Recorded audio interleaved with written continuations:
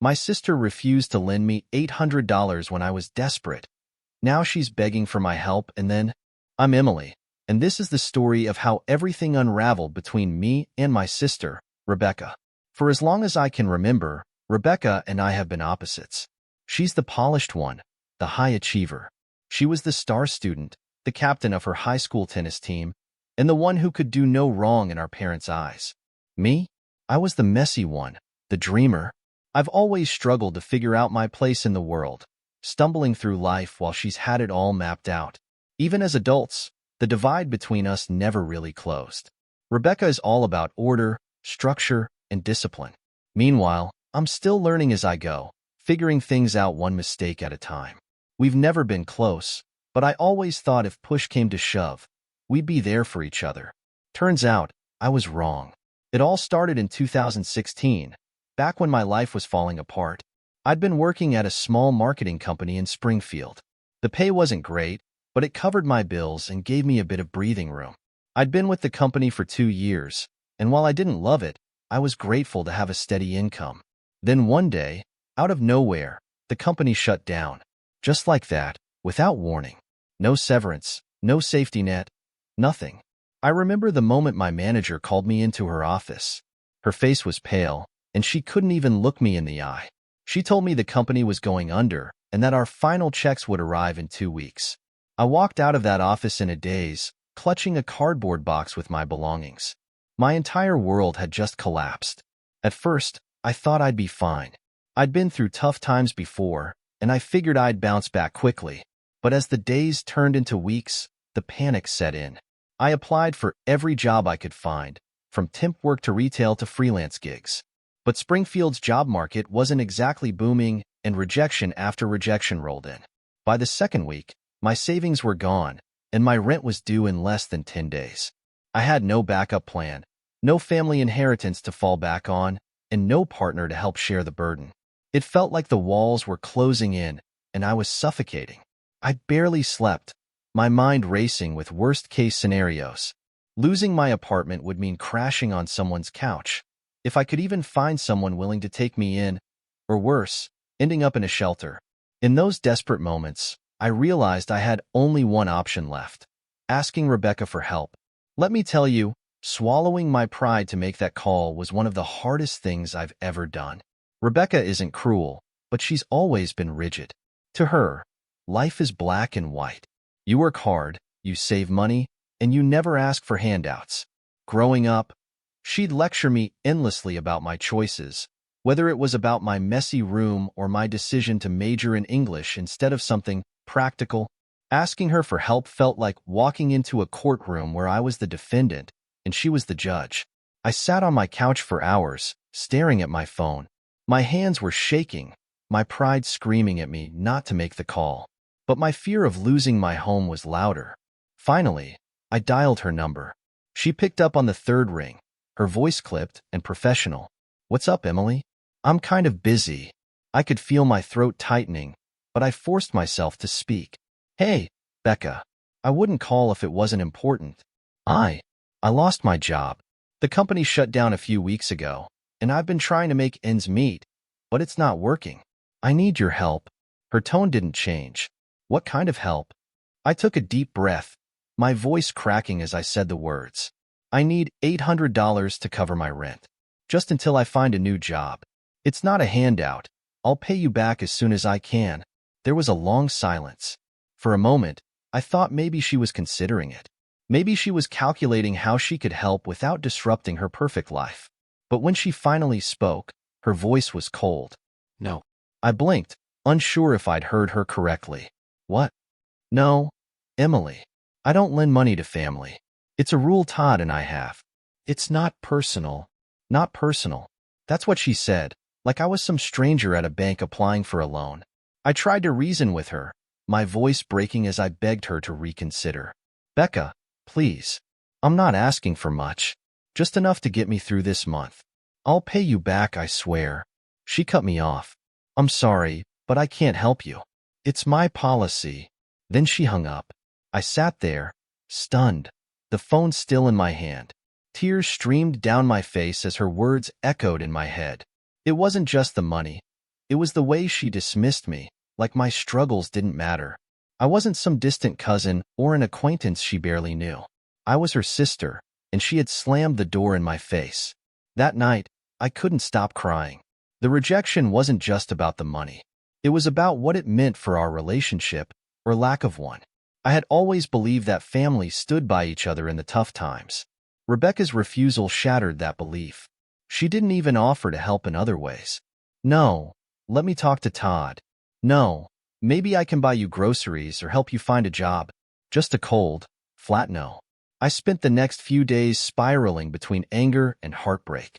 I replayed the conversation over and over, wondering if I had said something wrong or if I had been too emotional. But deep down, I knew the truth. She didn't care. Rebecca didn't care that her sister was drowning. In that moment, I realized I was truly on my own. And somehow, I would have to figure it out. After Rebecca's flat-out refusal to help me, I sat in my tiny apartment, trying to figure out what to do next. The clock was ticking, and I had less than 2 weeks to scrape together $800 for rent. The thought of being evicted loomed over me like a dark cloud. I knew I had to act fast, but every idea felt like a dead end. The first thing I did was look around my apartment and make a list of anything I could sell. My old gaming console was the first to go. I hadn't used it much recently, but it had been a gift from a close friend. Selling it felt like letting go of a happy memory, but I didn't have the luxury of sentimentality. Next, I listed my decent pair of headphones, an old camera, and even my vintage record collection. Every item I put up for sale felt like giving up a piece of myself, but I reminded myself that survival was the priority. I spent the next few days running back and forth to the post office, shipping off items to buyers from online marketplaces. I managed to scrape together about $300, but it wasn't nearly enough. The thought of pawning my laptop crossed my mind more than once, but I couldn't bring myself to do it. That laptop was my lifeline, my only tool for finding jobs, sending out applications, and staying connected to the outside world. Without it, I'd have nothing. As I packed up the last of my sold items, I couldn't help but think about Rebecca. Her perfectly decorated house, her weekly Pilates classes, her husband Todd's shiny new car. It all seemed so far removed from my reality. She had the kind of life where $800 wouldn't even make a dent, and yet she had refused to help me. I tried not to let the resentment consume me, but it was impossible not to feel the sting of unfairness. Desperation forced me to swallow my pride again, this time with my friends. Asking for help from friends felt different from asking Rebecca. With Rebecca, it was humiliating because I knew she'd judge me. With my friends, it was awkward because I hated the idea of being a burden, but I didn't have a choice. I called my closest friends, Melissa and Jake, and explained my situation. I didn't ask for money outright. I just told them what I was going through, hoping they might offer. To my surprise, they did. Melissa sent me $150, apologizing that it wasn't more, and Jake offered another $100. It wasn't a lot, but it was something. More than that, it was the emotional support that made a difference. They didn't make me feel like a failure for asking. Melissa even told me I could crash on her couch if things got worse, and that small gesture brought me to tears. Meanwhile, I kept applying for jobs, any jobs. Retail, temp work, dog walking, even cleaning gigs. I wasn't picky anymore. My days became a relentless cycle of scouring job boards, sending out resumes, and waiting for responses that rarely came. When I did get interviews, the rejection emails would follow within days, sometimes hours. It was soul-crushing, but I didn't have the luxury of giving up. One day, while taking out the trash, I bumped into Mrs. Harrison, my elderly neighbor. She was the kind of person who always had a kind word for everyone. I must have looked as stressed as I felt because she stopped me. "You've got a lot on your plate, don't you, dear?" she said, her eyes full of concern. Before I knew it, I was pouring my heart out to her. I told her about losing my job, about Rebecca's rejection, about how I was barely holding on. Mrs. Harrison didn't offer me money or solutions, but she listened. And for the first time in weeks, I felt like someone actually cared. That conversation gave me a small spark of hope, a reminder that not everyone in the world was as cold as Rebecca. Despite the tiny victories, a little money from friends, a kind word from a neighbor, The reality of my situation didn't change. Rent day came closer and closer, and I was still short.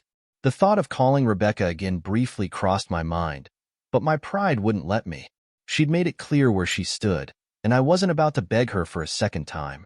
Instead, I found myself doing things I never thought I'd have to do. I picked up odd gigs wherever I could. I walked dogs for neighbors, helped assemble furniture for a friend, and even agreed to babysit for a family down the street. None of it paid much, but every little bit helped.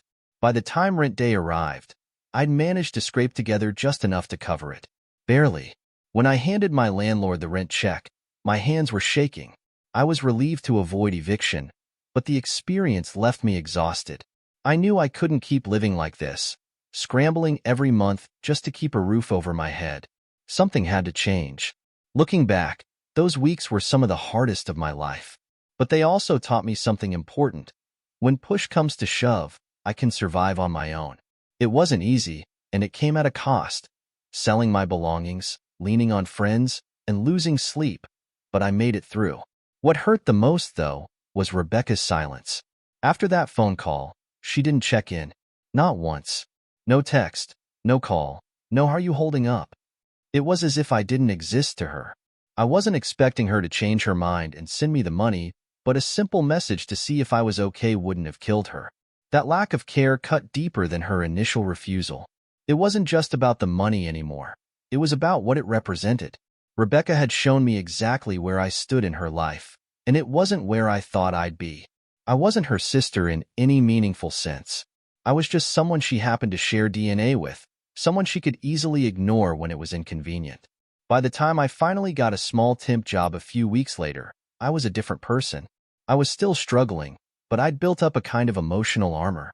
I told myself I didn't need Rebecca or anyone else to save me. I'd get through this on my own, just like I always had. What I didn't realize at the time was how much her refusal would change our relationship forever. This wasn't just a rough patch. This was the start of something bigger, a fracture in our family that would never fully heal. The months after I scraped together enough for rent were a blur of hustling, exhaustion, and frustration. I'd managed to hold on to my apartment, but just barely. It felt like I was always one step away from losing everything again. Every paycheck from the odd jobs I picked up went straight to bills, leaving no room for savings or even the smallest indulgences. It wasn't the life I wanted, but at least I still had a roof over my head. Eventually, my persistence paid off. After months of grinding, I landed a temp job as a receptionist at a small insurance office. The pay wasn't great, but it was steady. More importantly, it was a step forward, a chance to rebuild my life one paycheck at a time. I threw myself into the job, determined to prove my worth. I showed up early, stayed late, and took on extra tasks whenever I could. Within a few months, the company offered me a permanent position with a small raise. It wasn't a dream job by any stretch, but it gave me stability, and for the first time in what felt like forever, I could breathe again. Even as my life slowly improved, my relationship with Rebecca remained non-existent.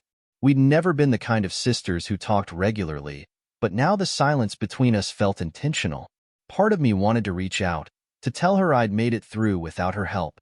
But the other part of me, the part still nursing the sting of her rejection, kept me from picking up the phone. I wasn't ready to forgive her, and I wasn't sure I ever would be. 2 years passed this way. I focused on myself, building a life that, while modest, felt solid. I found small joys in my new routine, going for walks in the park, discovering a love for cooking, and even taking an occasional weekend trip out of town. Life wasn't perfect, but it was mine, and I was proud of what I'd accomplished on my own. Then, one evening in late 2018, my phone buzzed with a name I hadn't seen in a long time, Rebecca. At first, I thought it must have been a mistake. Rebecca never called me, not even to check in or wish me a happy birthday. My immediate instinct was to let it go to voicemail, but curiosity got the better of me. I answered, and the moment I heard her voice, I knew something was wrong. She was crying. Not the delicate kind of crying you see in movies, but the kind where you can barely get words out between the sobs. It was so unlike her that I almost didn't recognize her. "Emily," she choked out. I didn't know who else to call.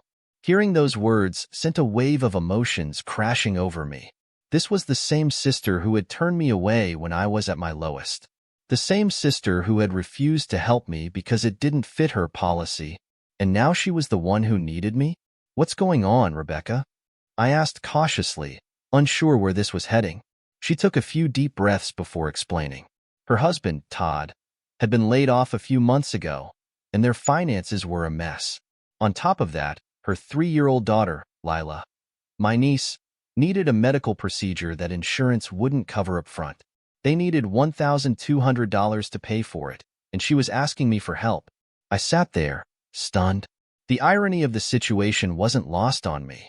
2 years ago, I had been in her shoes, desperate, scared, and out of options, and she had turned her back on me without a second thought. Now here she was, expecting me to swoop in and save the day. Emily, please, she begged. It's for Lila. She's just a baby. We don't have anyone else to turn to. I could hear the desperation in her voice, and for a moment, I felt a pang of sympathy. I love Lila. She's innocent in all of this and doesn't deserve to suffer because of the choices her parents made. But as much as I cared about my niece, I couldn't ignore the bitter taste in my mouth. Rebecca, I said slowly, I'm sorry, but I can't help you. The silence on the other end of the line was deafening. For a moment, I thought she might have hung up. But then she exploded. How can you say that? She screamed. This isn't about me. This is about Lila, your niece. How can you punish an innocent child just to get back at me? Her words stung, but I forced myself to stay calm. I'm not punishing anyone, least of all Lila, I replied. But I can't forget how you treated me when I was in a similar situation. You set the rules for our relationship, Rebecca. I'm just following them. You're being petty, she shot back. Vindictive and selfish. That's what you are. Selfish. The argument spiraled from there, her accusations flying fast and furious. She called me heartless, accused me of holding a grudge, and even suggested that I was jealous of her life. I wanted to laugh at that last one. Jealous? Of what? The shiny exterior that hid all her problems? But I didn't laugh. Instead, I told her the truth. This isn't about jealousy, Rebecca. This is about boundaries. 2 years ago, I begged you for help, and you slammed the door in my face. Now you're asking me to do what you couldn't. Do you see how unfair that is? She didn't see it. Or maybe she didn't want to. You're heartless, she spat before hanging up on me. I sat there for a long time, staring at my phone. Part of me felt sick to my stomach, knowing that Lila might be caught in the crossfire of our fractured relationship. But another part of me felt relieved. For the first time in years, I had stood up to Rebecca. I had set a boundary and stuck to it, even though it hurt. That phone call was a turning point, not just in my relationship with Rebecca, but in my own sense of self-worth. I realized that I wasn't the same person who had cried on the phone 2 years ago, begging for help. I had learned to stand on my own 2 feet, and I wasn't about to let Rebecca, or anyone else, take that away from me. Little did I know, though, that the fallout from that conversation was just beginning. Rebecca wasn't the type to let things go quietly, and soon enough, the rest of the family would be dragged into our drama. But for the moment, I allowed myself to feel proud of what I'd done. I'd chosen peace for myself, even if it came at a cost. I wish I could say the drama ended with Rebecca hanging up, but that would have been too easy. A few hours after our call, my phone buzzed again. This time, it was my mom. Emily, what's going on? She asked, her voice tense. Rebecca just called, and she's in pieces. She said you refused to help Lila. How could you do that? There it was. Rebecca had wasted no time spinning her version of events. I could already picture her sitting in my parents' living room, sobbing into my mom's arms while painting me as some heartless monster. It's not that simple, Mom, I said, trying to keep my voice steady. Did she tell you what happened 2 years ago? When I was about to lose my apartment, and she refused to help me. I begged her for $800, and she didn't even consider it. Now she's expecting me to swoop in and save the day? That was different, Mom said quickly. She didn't have a child to think about back then. This is about Lila, Emily. She's your niece. She's innocent in all of this. I know that, I replied, my frustration bubbling to the surface. and I love Lila. But Rebecca is the one who set the tone for our relationship. She made it clear that family doesn't help each other in tough times. I'm just following the rules she established. Mom sighed heavily. I understand that you're upset, but holding on to this grudge doesn't help anyone. Lila needs you.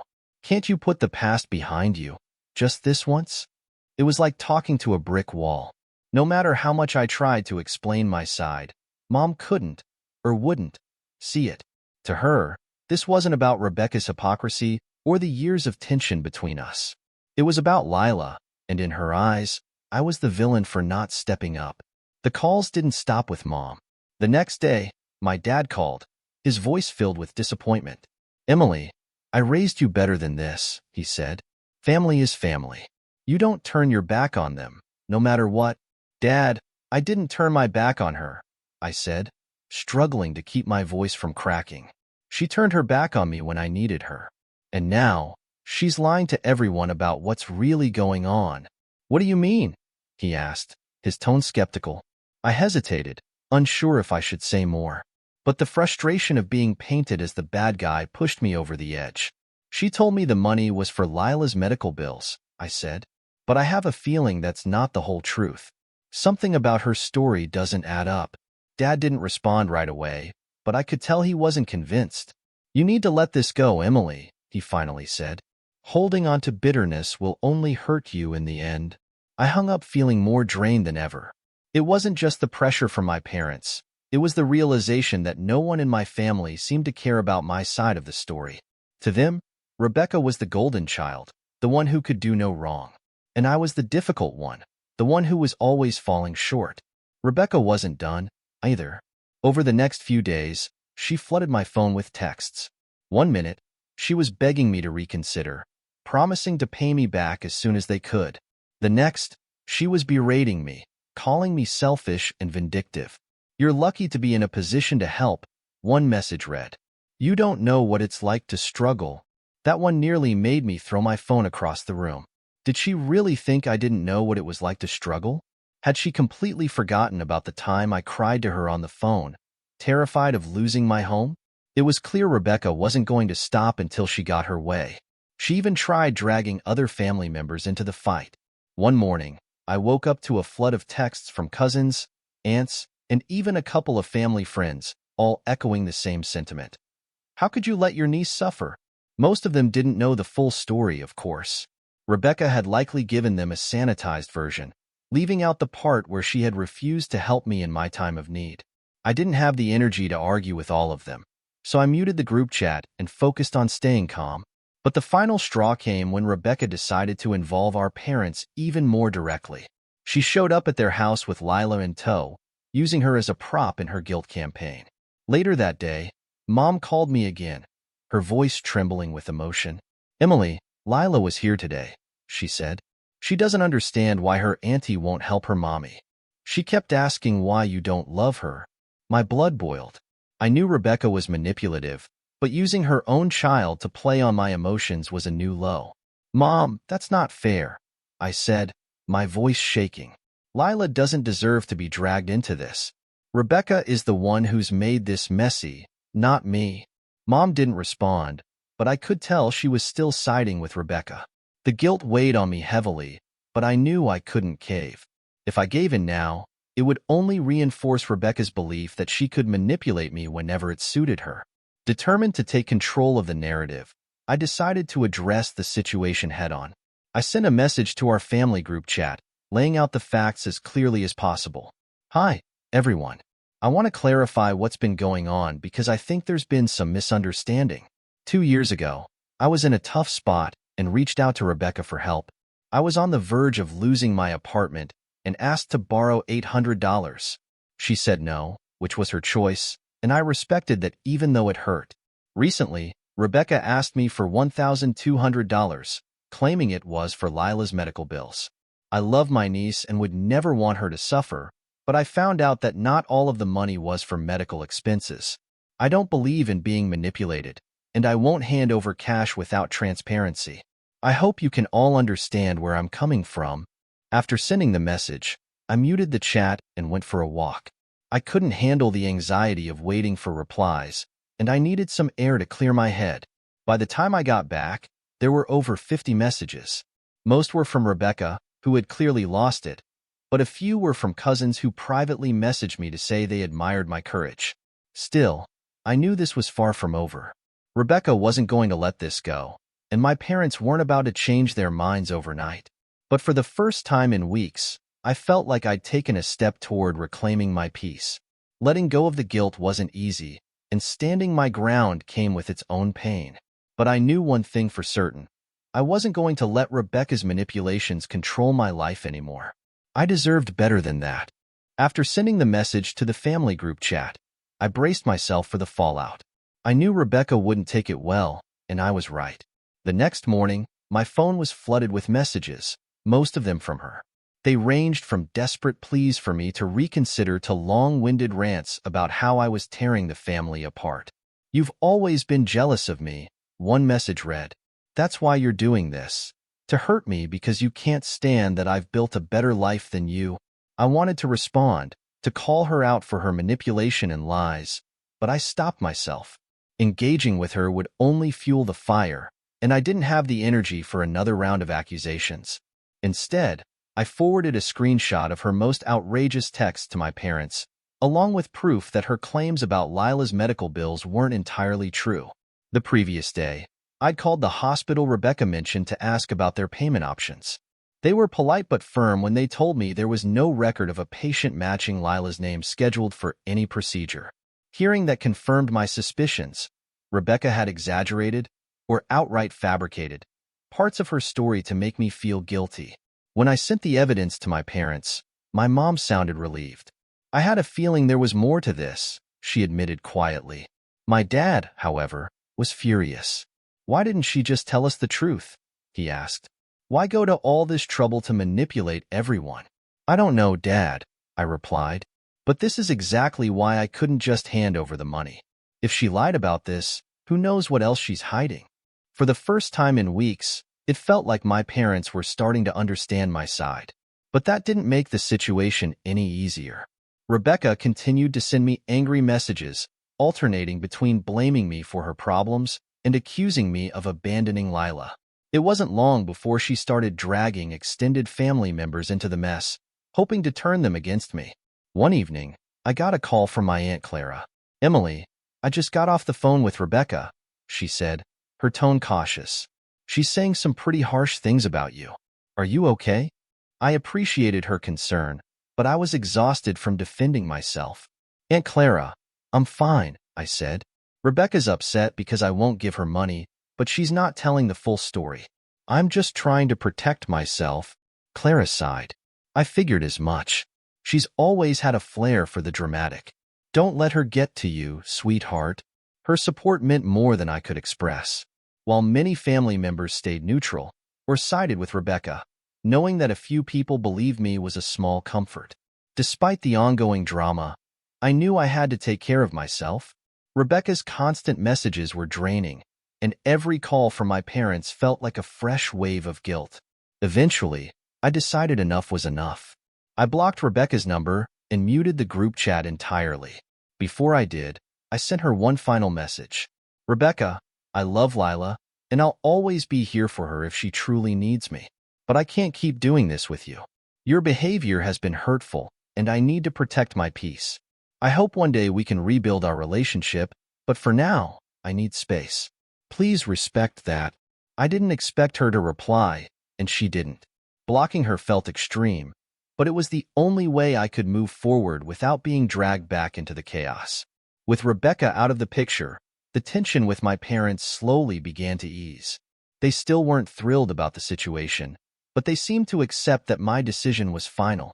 I had a long conversation with my mom, where I explained exactly how Rebecca's refusal to help me 2 years ago had shaped my decision. I wasn't trying to be petty or vengeful, I told her. I just couldn't let myself be manipulated again.